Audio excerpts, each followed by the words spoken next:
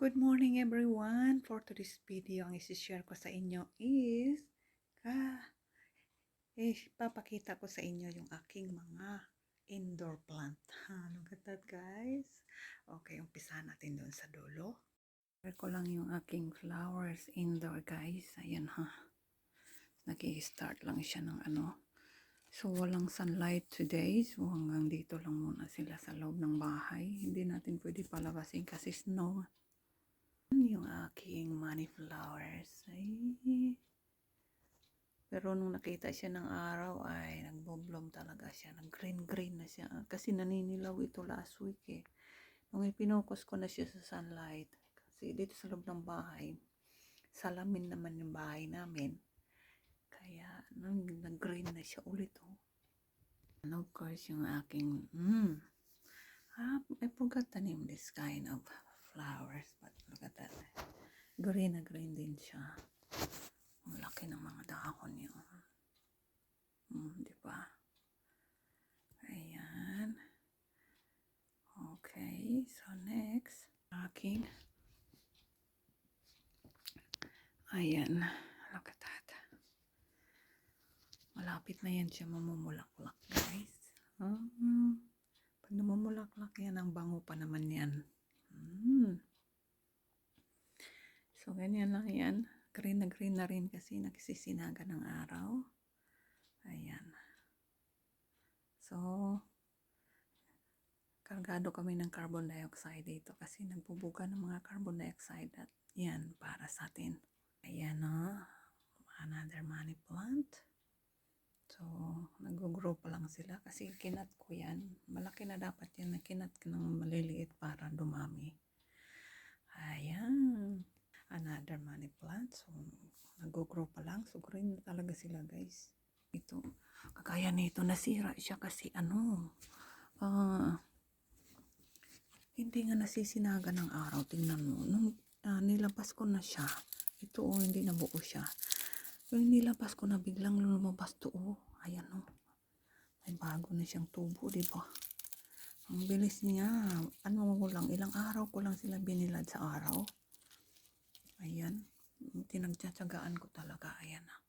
Yan na yung result na. Nag-green na sila tapos palaki na. Ito naman yung aking spider plant.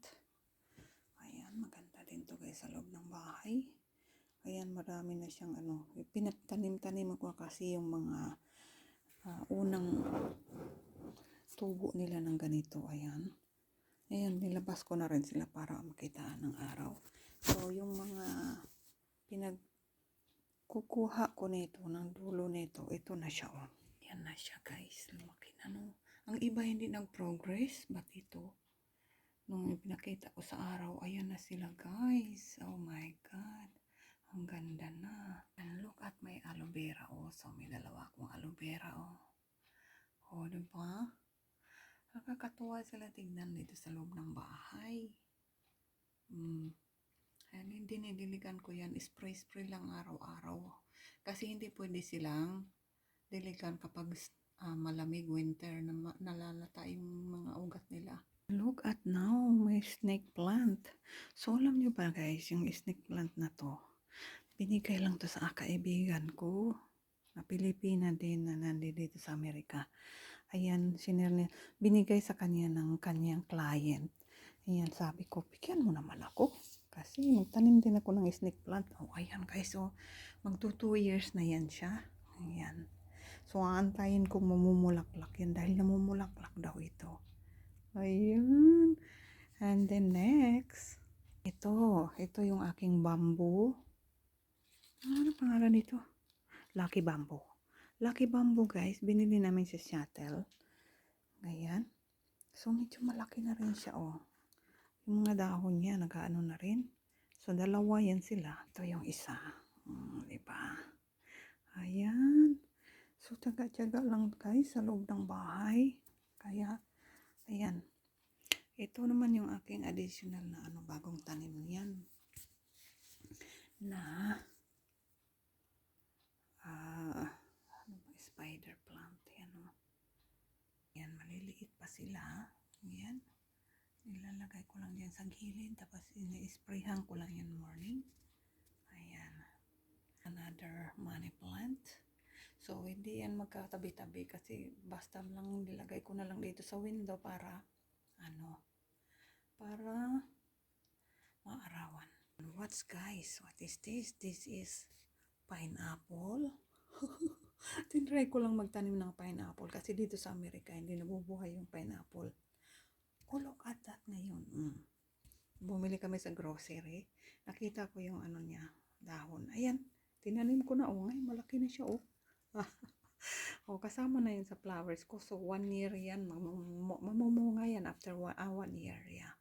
And then ito aking cactus. 3 to sila guys na cactus. Iba-ibang klase. Kaso ang problema, namatay yung isa. So, yan na lang yung dalawa. Matibay yung dalawa. Ang ganda niya tignan mo. Diba? Ayan. Then ito, another pineapple. So, makikita nyo yan. So, meaning to say yan, mabubuhay siya. Kasi green. Ayan. So, yan ngayon yung update ng aking mga halaman guys sa loob ng bahay. Ayan. I'm happy to sharing you about this. Kasi, nakakaano sa spirit natin yung bulaklak pag nandito sa loob ng bahay. Thank you so much for watching guys.